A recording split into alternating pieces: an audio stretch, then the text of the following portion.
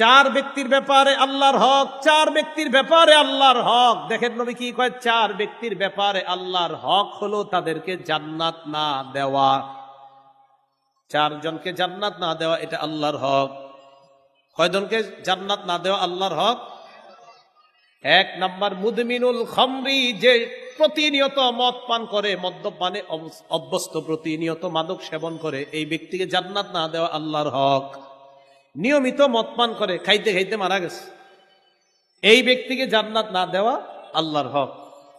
এই জন্য অনেকে দেখবেন আপনার এই মদ পান করতে করতে করতে করতে এক সময় এমন অবস্থা হয় যে তাকে আপনার বিভিন্ন জায়গায় নিয়ে ভর্তি করা হয়। সেখানে যাওয়ার পরে বলে যে আমার মদ লাগবে। কি লাগবে? মদ লাগবে। এই আল্লাহ না করেন এই অবস্থায় যদি মারা যায় তাহলে তাকে জান্নাত না দেওয়া আল্লাহর হক। এই জন্য অনেক সময় দেখবেন বিভিন্ন দেশে অনেক মদে আসক্ত হওয়া ব্যক্তিরা যখন মারা যায়, যে নিয়মিত মদ পান করে, এর ব্যাপারে দেখবেন যখন প্রশ্ন করে সাংবাদিকরা, হাউ ডিড হি ডাই, সে কিভাবে মারা গেছে, দেখবেন ওখানে পেপারে পরের অংশগুলো কি লেখে একটু দেখেন যে কিভাবে মারা গেল। দেখবেন বলবে অমুক মাদক দ্রব্যের অমুক নেশার কারণে তার শরীরে এটা সাপ ছোবল দিলে বিষের ক্রিয়ায় মারা গেছে। আমরা বলি মদের এই ক্রিয়ায় সে মারা গেছে, মদ্যপান অবস্থায় সে মারা গেছে। আল্লাহ না করেন যদি মারা যাওয়াটা ওই অবস্থায় হয়, তাকে জান্নাত না দেওয়াই আল্লাহর হক। দুই নাম্বার ওয়াকিলুর রিবা, যে সুদ খায় ওই সুদী অবস্থায় যদি মারা যায় তাকে জান্নাত না দেওয়া আল্লাহর হক। তিন নাম্বার ওয়াকিলু মালিল ইয়াতীম, এতিমের সম্পদ অন্যায় ভাবে ভক্ষণকারীকে জান্নাত না দেওয়া আল্লাহর হক। এতিমের সম্পদ ভক্ষণ বুঝেননি? বড় ভাই মারা গেছে, ছোট ভাইয়ের দায়িত্ব এসে গেছে, এবার ভাতিজা ভাতিজির দায়িত্ব নেওয়া। ছোট ছোট ভাতিজা ভাতিজি আছে, ছোট ভাইয়ের মাথায় সারাক্ষণ ফিকির, এদেরকে বুঝায় শোনায়া কলমের খোঁচায় কিভাবে বড় ভাইয়ের সম্পদ নেওয়া যায়। এটা এতিমের সম্পদ ভক্ষণ করা। মুসলিম শরীফের 1610 নম্বর হাদিস, সারা জীবন মন দিয়ে শুনলেন এটা। রাসূল সাল্লাল্লাহু আলাইহি সাল্লাম বলেন, মানিকতাতু আশিবরাম মিনাল আরদ যুলমা, কেউ যদি কারো এক বিগত সম্পদ জোর দখল করে নেয়। কয় বিগত? এক কাঠা না, এক কাঠা না, এক বিগত। বলেন কতটুক? এক বিগত, মাত্র এক বিগত সম্পদ যদি কেউ কারো সম্পদ জোর দখল করে নেয়, তাওয়াকাহুল্লাহু ইয়াহা ইয়াউমাল কিয়ামাতি মিন সাবঈ আরদিনা, কিয়ামতের ময়দানে আল্লাহ তার গলার মধ্যে 7 স্তরের জমিন ঝুলাইয়া দিবে। একটু চিন্তা করে দেখেন তো, এই জমিন কি কারো গলায় ঝুলাইতে পারবো আমরা দুনিয়াতে? একটু ভাবেন, 7 স্তরের জমিন যদি কারো গলায় ঝুলায়, ওরে দেখা যাবে কেমন? তাহলে এক বিগত সম্পদ অন্যায়ভাবে জোর দখল করলে অবস্থা যদি হয়, তা আপনি যদি 1 কাঠা 2 কাঠা আরো কত সম্পদ এতিমের ভক্ষণ করলেন, কি অবস্থা হবে? বলছিলাম 3 নাম্বার, এতিমের সম্পদ অন্যায়ভাবে ভক্ষণকারীকে জান্নাত না দেওয়া আল্লাহর হক। 4 নাম্বার আল-আকুলি ওয়ালিদাই, পিতা মাতার নাফরমান সন্তান, এই সন্তানকে জান্নাত না দেওয়া আল্লাহর হক। আর আব্দুল্লাহ ইবনে মাসউদ রাদিয়াল্লাহু তাআলা আনহু قال, নবীজির সাহাবী আব্দুল্লাহ ইবনে মাসউদ রাদিয়াল্লাহু তাআলা আনহুর বর্ণনা। আব্দুল্লাহ ইবনে মাসউদ রাদিয়াল্লাহু তাআলা আনহু বলেন, ইয়া আইয়ুহান নাস ইত্তাকুল্লাহ, হে মানুষ তোমরা আল্লাহকে ভয় করো। এরপরে কি কয় দেখেন, আব্দুল্লাহ ইবনে মাসউদ বলেন, উতলুবু ফির রিজকি, অথবা উতলুবুর রিজকা, তোমরা রিজিক তালাশ করো। এরপর কয় ওয়াজমালু ফি তলাবির রিজকি, তোমরা রিজিক অন্বেষণের ক্ষেত্রে সৌন্দর্যতা অবলম্বন করো, মানে মধ্যম পন্থা অবলম্বন করো। রিজিক তালাশ করো, রিজিক তালাশ করবা সুন্দরভাবে, মধ্যম পন্থা অবলম্বন করবা রিজিক তালাশের ক্ষেত্রে, মানে বাড়াবাড়িও না, ছাড়াছাড়িও না, হারামের দিকে যাওয়া যাবে না। হালাল মোটামুটি পর্যায়ে যতটুকু হলে চলে এতটুকু চাওয়া। বেশি চাইতে গিয়ে যেন এমন না হয় যে এটা চাইতে চাইতে তোমার মরণ হয়ে গেল। হালালের অন্বেষণেও যেন তোমার নামাজ ছুটে না যায়, এমনটাও যেন না হয়। হালাল রিজিক তালাশ করতে গিয়ে আপনার নামাজ চলে গেল, এটা কিন্তু বাড়াবাড়ি। এটা আবার কি বাড়াবাড়ি? রিক্সা চালকের উপার্জন হালাল, নিঃসন্দেহে হালাল। হালাল মানে অনেক বেশি হালাল রিক্সা চালকের উপার্জন, কিন্তু উনি রিক্সা চালাইতে গিয়ে জোহর আসর বলল না, এটা বাড়াবাড়ি। আব্দুল্লাহ ইবনে মাসউদ রাদিয়াল্লাহু তাআলা আনহু বলেন, লা ইয়াহমিলান্নাকুম ইস্তিবতাউর রিজকি। আব্দুল্লাহ ইবনে মাসউদ রাদিয়াল্লাহু তাআলা আনহু বলেন, লা ইয়াহমিলান্নাকুম ইস্তিবতাউর রিজকি বিমাআসিল্লাহ। রিজিক তালাশ করতে গিয়ে যদি দ্রুত তুমি রিজিক না পাও, এই দ্রুত রিজিক না পেয়ে হারামের দিকে তুমি যাবে না। রিজিক তালাশ করতে গিয়ে আপনি দেখতেছেন দ্রুত আপনার রিজিক আসে না। আব্দুল্লাহ ইবনে মাসউদ কয়, আল্লাহর নাফরমানির মাধ্যমে যদি দ্রুত রিজিকের ব্যবস্থা হয়, এই জাতীয় রিজিক তুমি তালাশ করবা না। বলেন তো, সুদের মাধ্যমে দেখতে দেখা যায় স্বল্প সময়ে অনেক বেশি টাকা হয়ে যায়। সুদ এটা কি আল্লাহর নাফরমানি কিনা? হ্যাঁ, সুদ আল্লাহর নাফরমানি না? ইবনে মাসউদ বলেন, লা ইয়াহমিলান্নাকুম ইস্তিবতাউর রিজকি বিমাআসিল্লাহ। শোনো, তোমরা আল্লাহর নাফরমানির মাধ্যমে রিজিক দ্রুত পাওয়াটা তোমাদেরকে যেন উদ্বুদ্ধ না করে, দ্রুত রিজিক তালাশ করতে গিয়ে হারামের মধ্যে যেন তোমরা লিপ্ত হয়ে না যাও। দ্রুত কামাই করার নেশায় হারামের মধ্যে যেন আমরা লিপ্ত না হই, আল্লাহর কোন নাফরমানি যেন আমরা না করি। ইবনে মাসউদ রাদিয়াল্লাহু তাআলা এই সতর্ক বার্তা আমাদের জন্য উচ্চারণ করলেন যে হালালের অন্বেষণ করতে গিয়ে দ্রুত রিজিক পাওয়ার আশায় এমন যেন না হয় যে তুমি নাফরমানিতে লিপ্ত হলা। খুব মনোযোগ দিয়ে শোনেন। এখন যেই কথাটা বলবো সেটা হলো, সহিহ বুখারীর 2059 নম্বর হাদিসের বর্ণনাটা টানার পর আমাদের সমাজে দ্রুত বড়লোক হওয়ার আশায় মানুষ কিছু হারামের পথ বেছে নেয়। এর মধ্যে উল্লেখযোগ্য একটা ভয়ঙ্কর হারাম, এটা নিয়ে আলোচনা করব। ওই আলোচনা শুরুর পরে আল্লাহর হস্তে কেউ উঠেন না। সহিহ বুখারীর 2059 নম্বর হাদিসটা আগে শুনেন। ক্বালা রাসূলুল্লাহ সাল্লাল্লাহু আলাইহি ওয়াসাল্লাম, নবীজি বলেন, ইয়াতি আলান নাসি জামান লা ইউবালিল মারউ মা আখাযা মিনহু আমিনাল হালাল মিনাল হারাম। এমন একটা জামানা আসবে যেই জামানায় মানুষ পরোয়া করবে না কোত্থেকে সে কামাই করছে, এই পরোয়া করবে না। তার উপার্জিত জিনিসটা হালাল না হারাম মানুষ পরোয়া করবে না। আসলেই হলো আমার পকেটের মধ্যে, এটা হালাল না হারাম এটা দেখার সময় নাই।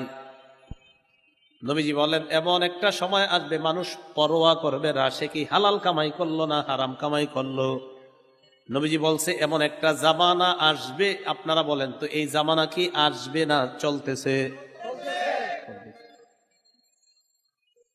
এই জাতীয় একটা ভয়ঙ্করতম হারাম, যদিও আমাদের বাংলাদেশের শব্দটা অপরিচিত, আপনারা শোনার পর বলবেন এটা অপরিচিত কিনা। আমাদের বাংলাদেশে যদি পরিচিত হয় বলবেন।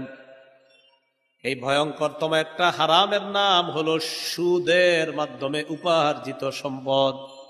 কিসের মাধ্যমে? এটা আমাদের বাংলাদেশে অপরিচিত হলেও বহির্বিশ্বে এটা পরিচিত। বাংলাদেশে এটা পরিচিত, তাহলে তো বাংলাদেশে যদি পরিচিত হয় তো ভালো করে একটু শুনতে হয়, ঠিক না? তাহলে সুদ আমাদের দেশে পরিচিত না? আপনারা কি সবাই সুদ চিনেন? মানে খান আর না খান সমস্যা নাই, সুদের নাম শুনছেন তো? আমাদের দেশে কি সুদ আছে? সুদ হালাল না হারাম? হারাম। তো আমাদের দেশেও তাহলে যেই পদ্ধতিতে উপার্জন, হারাম উপার্জন আমাদের কাছে আসে, এই পদ্ধতির একটা ভয়ঙ্করতম পদ্ধতি হলো সুদ। এটা অনেকে অনেক নাম দেয়, বিভিন্ন নামে বেনামে সুদ খায়, বিভিন্ন নাম দিবে, মুনাফা, ইন্টারেস্ট, আরো অনেক নাম আসবে।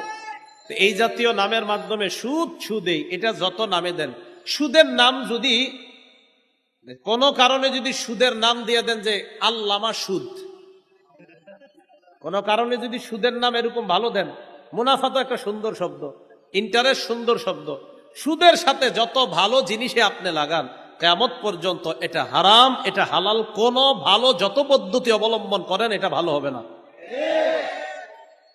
তাহলে আল্লামা লাগান আর ইসলাম লাগান, কি লাগান? আল্লামা লাগান আর এটার সাথে ইসলাম লাগান, আর যাই লাগান সুদ সুদি। সুদের ব্যাপারে 13টা কথা, জোরে বলেন কয়টা? 13টা। 1 নাম্বার, যারা সুদ খান, যারা সুদ খায়, মাইকের আওয়াজেও যারা শুনছেন সুদখোর যারা আছেন, এই যারা আপনারা সুদের সাথে জড়িত আছেন, আপনাদের জন্য আল্লাহ আর তার রসুলের পক্ষ থেকে যুদ্ধের ঘোষণা করা হয়েছে। কিসের ঘোষণা? যুদ্ধের ঘোষণা করা হয়েছে। সূরা বাকারা 278 279 নম্বর আয়াতে আল্লাহ বলেন, ইয়া আইয়ুহাল্লাযীনা আমানুত্তাকুল্লাহ ওয়া যারু মা বাকিয়া মিনার রিবা ইন কুনতুম মুমিনিন। আল্লাহ বলেন, হে ঈমানদারগণ, তোমরা আল্লাহকে ভয় করো, যদি তোমরা মুমিন হও সুদের কারবার ছেড়ে দাও। আয়াতের অর্থটা আবার শোনেন, দেখেন কি কয়, হে ঈমানদারগণ, তোমরা আল্লাহকে ভয় করো, যদি মুমিন হও সুদের কারবার ছেড়ে দাও। ডাক দিছে কি বইলা? ঈমানদার বইলা। শেষে আবার কি বলতেছে দেখেন, যদি মুমিন হও সুদের কারবার ছেড়ে দাও। আজীব শব্দ আল্লাহ বললেন, ডাক দিলেন, ঈমানদার বলে শেষের দিকে বললেন যদি মুমিন হও সুদের কারবার ছেড়ে দাও। কত মায়া করে ডাক দিয়ে বললেন, হে ঈমানদার, আল্লাহকে ভয় করো। দেখেন কি কয়, হে ঈমানদার, যদি তুমি মুমিন হও সুদের কারবার ছেড়ে দাও। ওনারা আমি বললাম, আব্দুর রহমান ভাই, যদি আপনি আব্দুর রহমান হন তাহলে এখানে আসেন। আল্লাহ বলছে, ঈমানদার, যদি তুমি মুমিন হও তো সুদের কারবার ছেড়ে দাও। কি সুন্দর ভাবে বলতেছে। ফাইল্লাম তাফালু, আমি আল্লাহ বলার পর যদি তোমরা সুদের কারবার ছেড়ে না দাও, ফাজানু বিহারবিম মিনাল্লাহি ওয়া রাসূলি, তাহলে আল্লাহ আর তার রাসূলের পক্ষ থেকে যুদ্ধের ঘোষণা জেনে নাও। তাহলে যারা সুদ খায় তারা আল্লাহ আর আল্লাহ রাসূলের পক্ষ থেকে যুদ্ধের ঘোষণা নিয়ে নিস। এই জন্য নাও। 2 নাম্বার, যারা সুদ খায় কিয়ামতের ময়দানে তারা পাগল অবস্থায় উঠবে। কি অবস্থায়? পাগল। এটা খায়ের না। সূরা বাকারার 275 নম্বর আয়াতে আল্লাহ বলেন, আল্লাযীনা ইয়াকুলুনার রিবা, যারা সুদ খায়, লা ইয়াকুমুনা ইল্লা কামা ইয়াকুমুল্লাযী ইয়াতাখাব্বাতুহুশ শাইতানু মিনাল মাস, এরা কিয়ামতের ময়দানে এমন অবস্থায় উঠবে যেন শয়তান তাদেরকে স্পর্শ করে পাগল বানায়া দিছে। যালিকা বিআন্নাহুম ক্বালু ইন্নামাল বাইউ মিসলুর রিবা, এটা এই কারণে তারা দুনিয়ার মধ্যে বলতো ব্যবসা সুদের মতো। বলেন নাউযুবিল্লাহ। ব্যবসা কি সুদের মতো? আল্লাহ বলেন, আহাল্লাল্লাহুল বাইআ, আল্লাহ ব্যবসাকে হালাল করেছেন, ওয়া হাররামার রিবা, আল্লাহ সুদকে হারাম করেছেন। এখন মনে করেন আমি একটা অফিস বানাইলাম, অফিসের মধ্যে দেয়ালে লেখা আহাল্লাল্লাহুল বাইআ ওয়া হাররামার রিবা, আমার অফিসের দেয়ালে লেখা আল্লাহ ব্যবসাকে হালাল করেছেন, সুদকে হারাম করেছেন, কিন্তু আমার অফিসের কর্মকাণ্ড সব সুদের। এটা পিছনে লেখার মানে কি? আমি অফিসে লেগে রাখলাম আল্লাহ সুদকে হারাম করেছেন, ব্যবসাকে হালাল করেছেন, আর আমি ওইটাকে কেন্দ্র করে আপনাদেরকে সুদি কারবারে আহ্বান জানাচ্ছি। তাহলে এটা যতই আমি লিখে রাখি আর যদি সুদি কারবার করি, তো বলেন তো, লিখে রাখার পরেও যদি সুদি কারবার বলি, তো এই সুদ কি হালাল হবে না হারাম? সুদ এটা হারাম। 3 নাম্বার, যারা সুদ খায় দুনিয়াতে, এই জায়গায় আমি সবার জন্য দোয়া করি, আল্লাহ যেন কাউকে সুদি কারবারে লেনদেন অবস্থায় মৃত্যু না দেয়। সুদ থেকে ফিরিয়ে খুব দ্রুত যেন আল্লাহ ওই বান্দাকে নিয়ে আল্লাহ যেন তাকে হেদায়েত দিয়ে দেয়। সুদি লেনদেনে যদি মৃত্যু হয়ে যায়, কারো এমন মরণ না হোক, যদি হয় কিয়ামতের ময়দানে এই ব্যক্তি এমন অবস্থায় উঠবে, মনে হবে তার এই গলার মধ্যে কেউ চেপে ধরে শ্বাসরোধ করে তাকে কেউ হত্যা করতে চাইতেছে, হা হা করে ফাঁসি লাগাইলে যেমন মনে হয়, এমন অবস্থায় সুদখোর কিয়ামতের মাঠে উঠবে। উমদাতুত তাফসীর 1 নম্বর খণ্ড 330 নম্বর পৃষ্ঠা। আর আব্দুল্লাহ ইবনে আব্বাস রাদিয়াল্লাহু তাআলা আনহুমা قال, আব্দুল্লাহ ইবনে আব্বাস রাদিয়াল্লাহু তাআলা আনহুমার বর্ণনা, তিনি বলেন, আকিলুর রিবা ইউবাসু ইয়াউমাল কিয়ামাতি মাজনুনান ইউফনাক, সুদখোরকে কিয়ামতের ময়দানে এমন অবস্থায় উঠানো হবে, দেখলে মনে হবে পাগল, আর মনে হবে তাকে শ্বাসরোধ করে হত্যা করা হচ্ছে, দেখলে এমনটা মনে হবে। 4 নাম্বার, আপনাদের এই এলাকায় যারা সুদ খায়, যারা সুদি কারবারের লেনদেন করে, তারা এই এলাকার জন্য আল্লাহর আযাব বৈধ করে নেয়। এই দেখেন এই এলাকার নাম মুগদা। এখন আপনারা সুদ খান না অনেকে, কিন্তু যারা খায় তারা ওই এলাকার জন্য আল্লাহর গজবকে বৈধ করে নেয়। মানে আল্লাহ গজব দিতে চান না, কিন্তু যারা সুদের কারবার করে তারা আল্লাহর গজবকে বৈধ করে নেয়। আত-তারগীব ওয়াত-তারহীব কিতাবের নাম, 3 নাম্বার খণ্ড, 69 নাম্বার পৃষ্ঠা, 59 নাম্বার পৃষ্ঠা।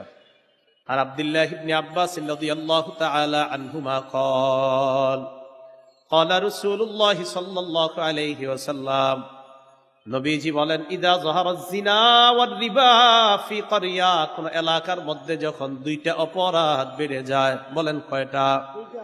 কোন এলাকায় যখন 2টা অপরাধ বেড়ে যাবে, 1 নাম্বার ব্যভিচার, 2 নাম্বার সুদের কারবার, قد احلوا بانفسهم عذاب الله, ব্যভিচারকারীর দল আর সুদের কারবার যারা করে তারা ওই এলাকার জন্য আল্লাহর আযাব বৈধ করে দেয়। নাউজুবিল্লাহ। তাহলে কয় গুনাহ বাড়লে এলাকায় আযাব বৈধ হয়? ব্যভিচার, সুদের কারবার। 5 নাম্বার, যারা সুদ খায় তাদের কারণে ওই এলাকায় আল্লাহ দুর্ভিক্ষের গজব দেয়। কিসের গজব দেয়? দুর্ভিক্ষের গজব দেয়। মুসনাদে আহমদ কিতাবের নাম, হাদিস নাম্বার 17822 নম্বর হাদিসের বর্ণনা। আন আমর ইবনুল আস রাদিয়াল্লাহু তাআলা আনহু قال, আমর ইবনুল আস রাদিয়াল্লাহু তাআলা আনহুর বর্ণনা, মা মিন কওমিন ইয়াজহারু ফীহিমুর রিবা ইল্লা উখিযু বিস-সানা, কোন এলাকার মধ্যে যদি সুদের কারবার বেড়ে যায়, ওই এলাকার মানুষগুলাকে দুর্ভিক্ষের গজব দ্বারা পাকড়াও করা হয়, দুর্ভিক্ষের গজব তাদের উপর চাপিয়ে দেওয়া হয়। ওমা মিন কওমিন ইয়াজহারু ফীহিমুর রিশা, কোন এলাকায় যখন ঘুষের কারবার বেড়ে যায়, ইল্লা উখিযু বির-রু'বি, ওই এলাকার মানুষগুলা কাপুরুষ হয়ে যায়, পুরুষগুলা কাপুরুষ হয়ে যায়। সুদের কারণে এলাকায় দুর্ভিক্ষ হয়, ঘুষের কারণে পুরুষরা কাপুরুষ হয়ে যায়।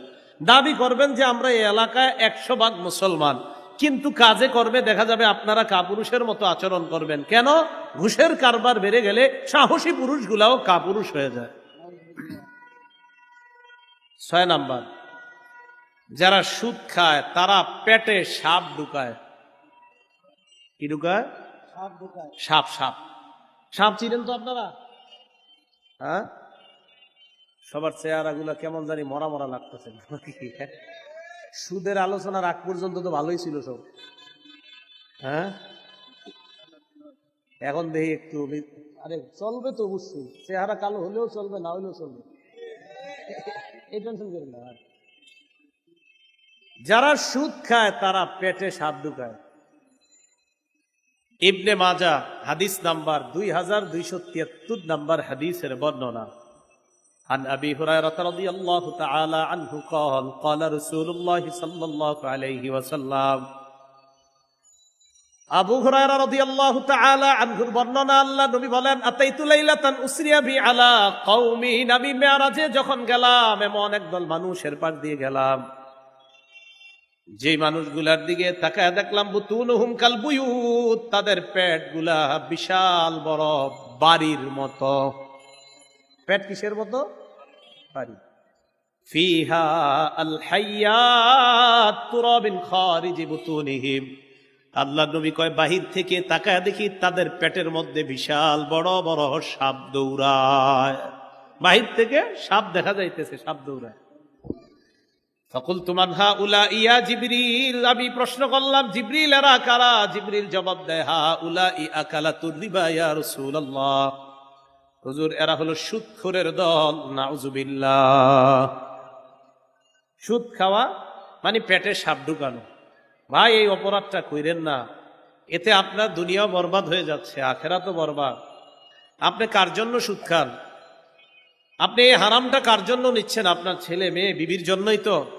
আগের জামানায় মানুষ মারা গেলে মানুষ মানুষকে মনে রাখতো, কিছুদিন মোটামুটি মনে রাখতো।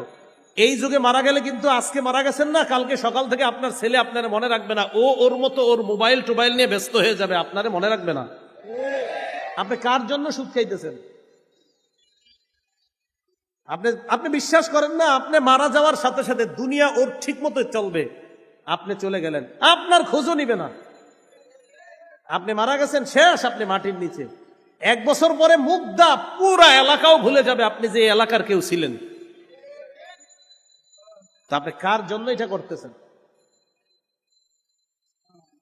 এই হারামে আপনি হাত দিয়েন না। যারা ছেলে মেয়ে আছেন, আপনারা আপনার বাবাকে বলেন, আব্বা বছরে 12টা শার্ট পাঞ্জাবি গেঞ্জি দেওয়া দরকার নাই, হালাল টাকায় পারেন আমাকে সামান্য কিছু দিয়েন, হারাম আমার পিছনে আপনি খরচ করেন না।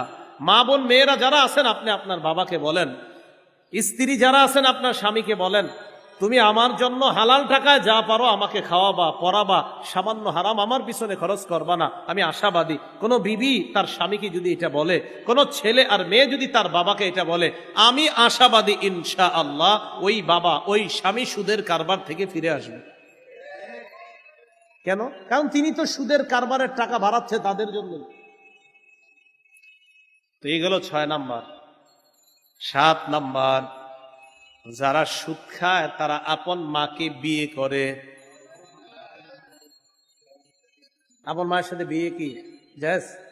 হারাম না? হারাম, জিনা, ব্যভিচার। ইবনে মাজাহ 2274 এবং 2275 নম্বর হাদিসের বর্ণনা, আর রিবা সাবউনা হুবা, সুদের গুনাহের শাখা হলো 70টা। বলেন, সুদের গুনাহের শাখা কয়টা? আইসারুহা আইয়ান কিহার রাজুলু উম্মা, সবচাইতে নিম্ন শাখা হলো আপন মাকে বিয়ে করা। আমি মাঝে মাঝে চিন্তা করি, 70টা শাখার মধ্যে যদি সবচাইতে নিম্ন শাখা হয় আপন মাকে বিয়ে করা, বাকি 69টা না জানি আরো বড় কঠিন। এটা যদি নিম্ন হয় তো বাকি 69টার কি অবস্থা হবে? এই গেল 7 নাম্বার। 8 নাম্বার, সুদ খাওয়া মানে আপনার দুনিয়া নষ্ট হওয়া, আখিরাত নষ্ট হওয়া। সহিহ বুখারীর বর্ণনা, 2766 নম্বর হাদিসের বর্ণনা, ক্বালা রাসূলুল্লাহ সাল্লাল্লাহু আলাইহি ওয়াসাল্লাম, নবীজি বলেন, ইজতানিবুস সাবআল মুবিকাত, আল্লাহ নবী বলেন তোমরা 7টা ধ্বংসকারী অপরাধ থেকে বাঁচো। বলেন, আমাদেরকে ধ্বংস করে কয়টা অপরাধ? 1 নাম্বার শিরকু বিল্লাহ, আল্লাহর সাথে শিরিক করা। এটা আমাদের দুনিয়া নষ্ট করে দেয়, আখিরাত নষ্ট করে দেয়। আল্লাহর সাথে কি করা? জোরে বলেন তো, আল্লাহর সাথে শিরিক করা যাবে না। আমাদের অবস্থা কি জানেন? আমার নাম আব্দুর রহমান, আব্বার নাম আব্দুর রহিম, মার নাম রহিমা, জামিলা, কুলসুমা। তা আমি মনে করি আমি তো মুসলমান, আমার বাপ মুসলমান, মা মুসলমান, অথচ আমি পীরের পায়ে সেজদা দেই। আমি যদি মাজারে সেজদা দেই, আমার নাম মুসলমান হলেও আমার পরিচয় হবে মুশরিক। সেজদা কাকে দিতে হবে? আল্লাহকে দিতে হবে। তো যেই অপরাধ আমাদেরকে ধ্বংস করে দেয়, 1 নাম্বার শিরিক করা, 2 নাম্বার সিহরু জাদু করা, 3 নাম্বার ওয়াকাতুন নাফসিল্লাতী হারামাল্লাহু ইল্লা বিল হক, অন্যায়ভাবে কাউকে হত্যা করা। 4 নাম্বার আকলুর রিবা, সুদ খাওয়া। 5 নাম্বার আকলু মালিল ইয়াতীম, এতিমের সম্পদ অন্যায়ভাবে ভক্ষণ করা। 6 নাম্বার তাওয়াল্লি ইয়াউমাজ জাহফি, জিহাদের ময়দান থেকে পলায়ন করা। 7 নাম্বার ওয়াকসফুল মুহসানাতিল মুমিনাতিল গাফিলাত, সতী সাদী সহজ সরল কোন মুমিন নারীর উপর মিথ্যা অপবাদ দেওয়া। এই 7টা অপরাধ আমাদের জীবনটা নষ্ট করে দেয়, আখিরাত বরবাদ করে দেয়। 7-এর মধ্যে একটা হলো সুদ খাওয়া। সুদ যারা খাবে, দুনিয়ার পরিবারটাও নষ্ট হবে, আখিরাত তো নিজের বরবাদ হবে, পেটে সাপ ঢুকাবে, আরো কত ধরনের আযাব আছে।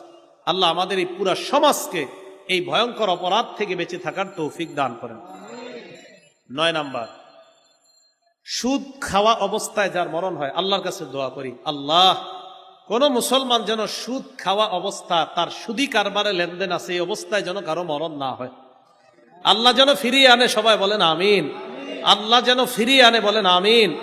আল্লাহ না করেন যদি সুদের সাথে লেনদেন অবস্থায় মারা যায়, তাকে কবর দিয়ে আসার পর সে একটা নদীর মধ্যে সাঁতার কাটা শুরু করবে, ওই নদীটার মধ্যে রক্ত থাকবে, এই রক্তের নদীতে সাঁতার কাটতে কাটতে বারবার কিনারায় উঠতে চাবে, বারবার কিনারা থেকে তাকে আঘাত করা হবে, আবার নদীর মাঝখানে আসবে, এভাবে চলতেই থাকবে, কোনোদিনও নদীর কিনারায় সে পৌঁছতে পারবে না।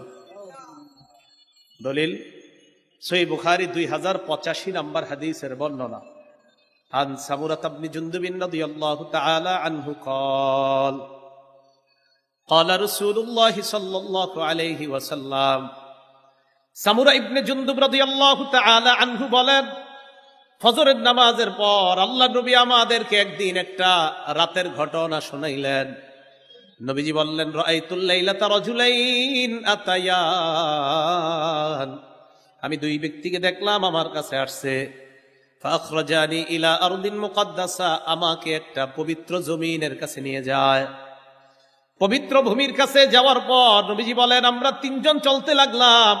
ফানতালাকনা হাত্তা আতাইনা আলা নাহরিম মিন দাম, চলতে চলতে একটা নদীর কাছে গেলাম। ওই নদীর মধ্যে তাকিয়ে দেখলাম নদীর মধ্যে রক্ত আর রক্ত। আমাদের দেশে নদীতে কি আছে? পানি আছে।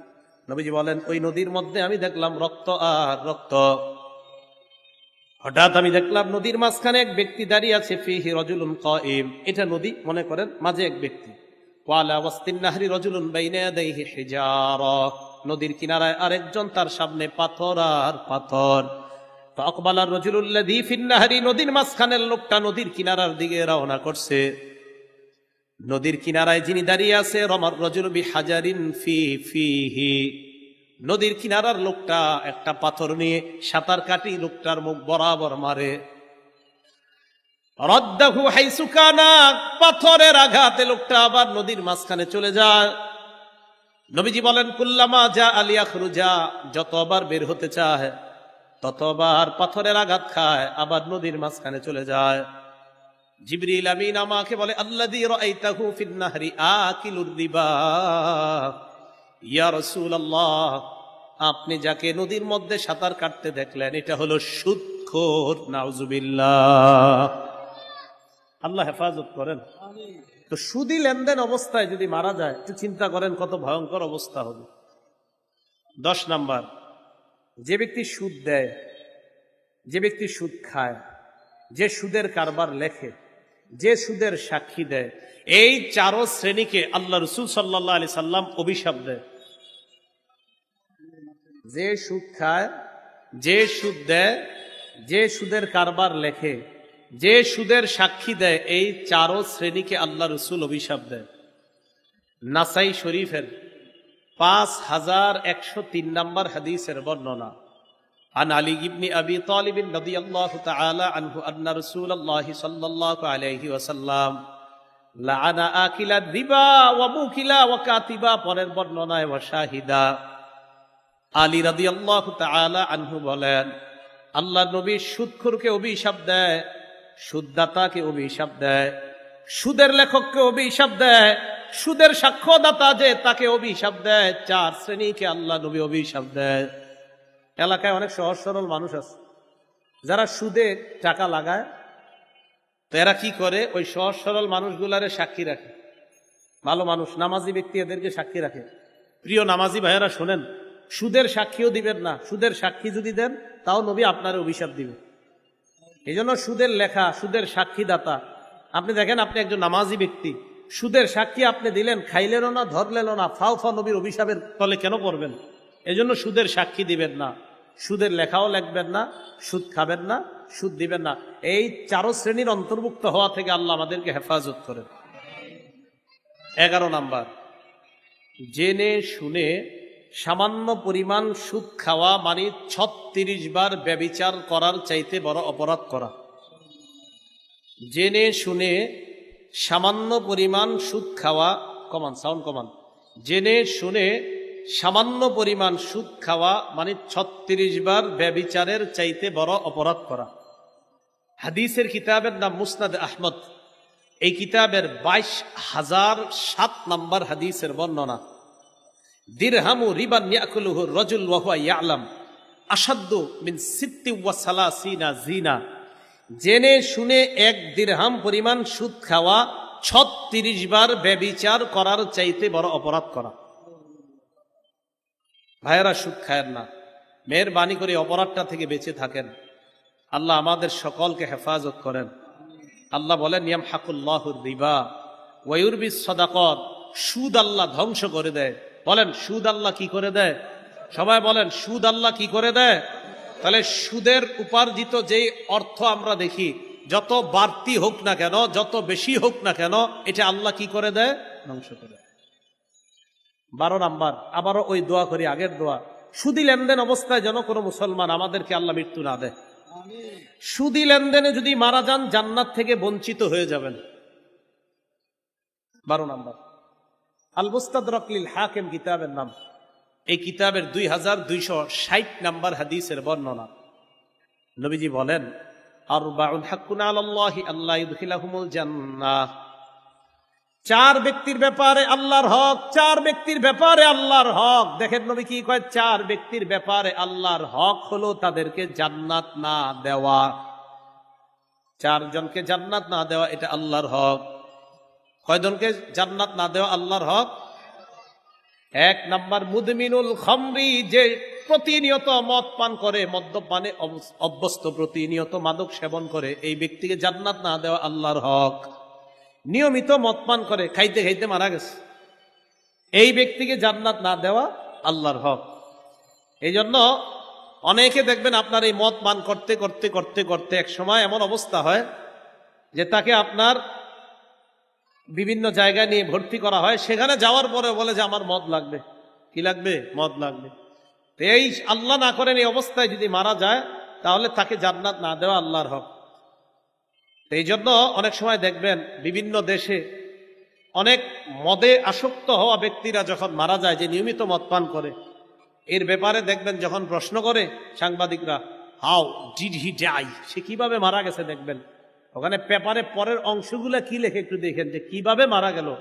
দেখবেন বলবে অমক মাদক দ্রব্যের অমক নেশার কারণে তার শরীরে এটা সাপ ছোবল দিলে বিষের ক্রিয়ায় মারা গেছে। আমরা বলি মদের এই ক্রিয়ায় সে মারা গেছে, মদ্যপান অবস্থায় সে মারা গেছে। আল্লাহ না করেন যদি মারা যাওয়াটা ওই অবস্থায় হয়, তাকে জান্নাত না দেওয়াই আল্লাহর হক।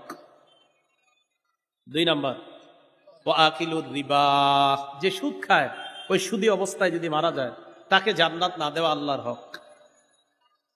3 নাম্বার, ওয়া আকিলু মালিল ইয়াতীম, এতিমের সম্পদ অন্যায়ভাবে ভক্ষণকারীকে জান্নাত না দেওয়া আল্লাহর হক। এতিমের সম্পদ ভক্ষণ বুঝেননি? বড় ভাই মারা গেছে, ছোট ভাইয়ের দায়িত্ব এসে গেছে, এবার ভাতিজা ভাতিজির দায়িত্ব নেওয়া। ছোট ছোট ভাতিজা ভাতিজি আছে, ছোট ভাইয়ের মাথায় সারাক্ষণ ফিকির, এদেরকে বুঝায় শোনায়া কলমের খোঁচায় কিভাবে বড় ভাইয়ের সম্পদ নেওয়া যায়। এটা এতিমের সম্পদ ভক্ষণ করা। মুসলিম শরীফের 1610 নম্বর হাদিস, সারা জীবন মন দিয়ে শুনেন এটা। রাসূল সাল্লাল্লাহু আলাইহি সাল্লাম বলেন, মানিক্তাতু আশিবরাম মিনাল আরদ যুলমা, কেউ যদি কারো 1 বিঘত সম্পদ জোর দখল করে নেয়। কয় বিঘত? 1 কাঠা না, 1 কাঠা না, 1 বিঘত। বলেন কতটুক? 1 বিঘত, মাত্র 1 বিঘত সম্পদ যদি কেউ কারো সম্পদ জোর দখল করে নেয়, তাওয়াকাহুল্লাহু ইয়াহা ইয়াউমাল কিয়ামাতি মিন 7 আরদিনা, কিয়ামতের ময়দানে আল্লাহ তার গলার মধ্যে 7 স্তরের জমিন ঝুলাইয়া দিবেন। কিন্তু চিন্তা করে দেখেন তো, এই জমিন কি কারো গলায় ঝুলাইতে পারবো আমরা দুনিয়াতে? একটু ভাবেন, 7 স্তরের জমিন যদি কারো গলায় ঝুলায়, ওরে দেখা যাবে কেমন? তাহলে 1 বিঘত সম্পদ অন্যায়ভাবে জোর দখল করলে অবস্থা যদি হয়, তা আপনি যদি 1 কাঠা 2 কাঠা আরো কত সম্পদ এতিমের ভক্ষণ করলেন, কি অবস্থা হবে? বলছিলাম 3 নাম্বার, এতিমের সম্পদ অন্যায়ভাবে ভক্ষণকারীকে জান্নাত না দেওয়া আল্লাহর হক। 4 নাম্বার, আল-আকুলি ওয়ালিদাই, পিতা মাতার নাফরমান সন্তান, এই সন্তানকে জান্নাত না দেওয়া আল্লাহর হক। এই হলো 12 নাম্বার। 13 নাম্বার, মনোযোগ দিয়ে সবাই শুনেন, আবু দাউদ শরীফের 3-3-3-1, 3টা 3-এর পরে একটা 1 হইলে কত হয়? 3300। সুন্দর বলছেন, 3331, খুব সুন্দর হয়েছে কথাটা। এই জায়গায় রাসূল সাল্লাল্লাহু আলাইহি সাল্লাম বলেন, লা ইয়াতিয়ানা আলান নাসি জামান, এমন একটা সময় আসবে মানুষের উপর, লা ইয়াবকা আহাদুন ইল্লা আকালান রিবা, যেই সময় কেউ বাকি থাকবে না, সবাই সুদ খাবে। আসলে কি সুদ খায় সবাই? খায় না তো। নবী কয়, ওয়া ইল্লাম ইয়াকুলহু, যদিও ডাইরেক্ট না খায়, আসাবাহু মিন বুখারিহি, সুদের ধোঁয়া তার গায়ে লাগবে। ডাইরেক্ট যদিও না খায়, সুদের ধোঁয়া তার গায়ে লাগবে। এরে নিয়ে গেলাম 1 কাপ চা খাওয়াইতে, চা খাওয়াইতে নিয়ে যাওয়ার পর তাকে আমি চা খাওয়াইয়া দিলাম 5 টাকা 10 টাকা, কাপের কফি বা চা খাওয়াইয়া দিলাম। সে তো জানে না আমি তাকে চা খাওয়াইছি কোন টাকায়, তার জন্য যদিও গুনাহ হবে না, আমি সুদের টাকায় খাওয়াইয়া দিলাম। এই ব্যক্তি যদিও জানে না, সুদের টাকায় চা খাওয়াইয়া তার পেটের মধ্যে সুদের হাওয়া, সুদের ধোঁয়া ঢুকাইয়া দিচ্ছে। এ জানে না, তার গুনাহ হবে না। এই জন্য দেখবেন মাঝে মাঝে ফজরে মজা পান, জোহরেও মজা পান এবাদত কইরা, আসরে এবাদতে মজা পান, মাগরিবেও এবাদতে মজা পাইতেছেন, এশার নামাজে হঠাৎ মজা পান না। আচ্ছা, ঘটনা কি আমি মজা পাচ্ছি না কেন? ওহো, মুগ্ধা আমার ওই দোস্ত না আমারে নিয়ে 3টা পরোটা খাওয়াইছিল অমুক হোটেলের মধ্যে। আচ্ছা, খানায় কি কোনো ভেজাল আছে? না, আমি খাইছি, আমি তো আর ভেজাল খাই নাই। আরে ভাই, আপনি তো খান নাই, আপনারে যে খাওয়াইছে সেটা তো জানেন না। ও সুদের টাকায় খাওয়ানোর কারণে 4 ওয়াক্ত নামাজে মজা পাইছেন, হারামের ধোঁয়া ভিতরে ঢুকার কারণে এসব নামাজে আর মজা পাচ্ছেন না। এই জন্য আমরা অনেকে জানি, তা খাইতে খুব সাবধান, খাবার খাইতে খুব সাবধান। পেটে যদি হালাল না যায়, আপনি গুনাহ হবে না যদিও আপনার, কিন্তু আপনার অজান্তে যদি হারাম কেউ দিয়ে দেয়, ইবাদতে মজা পাবেন না, আপনি জানবেনও না। আল্লাহ বুঝার তৌফিক দান করেন। তাহলে সুদের পদ্ধতিতে আমাদের সমাজের মধ্যে যে উপার্জনটা হয় এটার নাম হারাম। বলেন, এটার নাম কি? আল্লাহ বলছে হালাল খাইতে, নবীজি বলছেন হালাল উপার্জন করতে। আল্লাহ বলেছেন হালাল খাইতে, হালাল উপার্জন করতে, নবী বলছেন হালাল খাইতে, হালাল উপার্জন করতে। হারাম উপার্জন থেকে নবী নিষেধ করেছেন। হারামের মধ্যে ভয়ঙ্করতম একটা পদ্ধতির নাম সুদি পদ্ধতি। এই পদ্ধতিতে যারা উপার্জন করি 13টা ভয়াবহ অবস্থা। খুব সংক্ষেপে আবার নতুন করে যারা আসছি মনে রাখি। 1 নাম্বার, যারা সুদ খায়, আল্লাহ রসুলের পক্ষ থেকে তাদের জন্য যুদ্ধের ঘোষণা, সূরা বাকারা 278-279 নাম্বার আয়াত।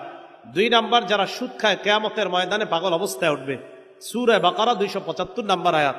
3 নাম্বার, যারা সুদ খায় কিয়ামতের ময়দানে তাদেরকে শ্বাসরোধ করা অবস্থায় হত্যা করা হচ্ছে এমন অবস্থায় উঠবে, ওমদাতুত তাফসীর 1 নাম্বার খণ্ড 330 নাম্বার পৃষ্ঠা। 4 নাম্বার, যারা সুদ খায় তারা এলাকার জন্য আযাব বৈধ করে নেয়, আত-তারগীব ওয়াত-তারহীব 3 নাম্বার খণ্ড 69 নাম্বার পৃষ্ঠা। 5 নাম্বার, যারা সুদ খায় তাদের কারণে এলাকায় দুর্ভিক্ষ আসে, মুসনাদে আহমদ 17822 নাম্বার হাদিস। 6 নাম্বার, যারা সুদ খায় তারা পেটে সাপ ঢুকায়, ইবনে মাজাহ 2273 নাম্বার হাদিস। 7 নাম্বার, যারা সুদ খায় তারা আপন মাকে বিয়ে করে, ইবনে মাজাহ 2274-2275 নাম্বার হাদিস। 8 নাম্বার, যারা সুদ খায় তাদের দুনিয়া ধ্বংস, আখিরাত ধ্বংস, সহিহ বুখারী 2766 নাম্বার হাদিস। 9 নাম্বার, যারা সুদ খায় মরণের পর কিয়ামত পর্যন্ত রক্তের নদীতে সাঁতার কাটবে, সহিহ বুখারী 2085 নাম্বার হাদিস। 10 নাম্বার, যে সুদ খায়, সুদ দেয়, সুদের সাক্ষী দেয়, সুদের লেখালেখি করে, তার উপর রাসূলের অভিশাপ, নাসাই শরীফ 5103 নাম্বার হাদিস। 11 নাম্বার, জেনে শুনে সামান্য পরিমাণ সুদ খাওয়া 36 বার ব্যভিচারের চেয়ে বড় অপরাধ করা, মুসনাদে আহমদ 22007 নাম্বার হাদিস। 12 নাম্বার, সুদী অবস্থায় যদি মারা যায় কেউ, আল্লাহ এই মারানকে আমাদেরকে না দেখ, যদি কেউ মারা যায় তাহলে তার জন্য জান্নাত হারাম হয়ে যায়, জান্নাত থেকে সে বঞ্চিত হয়ে যায়। আল মুস্তাদরাক লিল হাকিম 2260 নাম্বার হাদিস। 13 নাম্বার, এমন একটা সময় আসবে যে সময় সবাই যদিও সুদ না খায়, সুদের হাওয়া অন্তত সবার গায়ে লেগে যাবে। আবু দাউদ শরীফ 3331 নাম্বার হাদিস।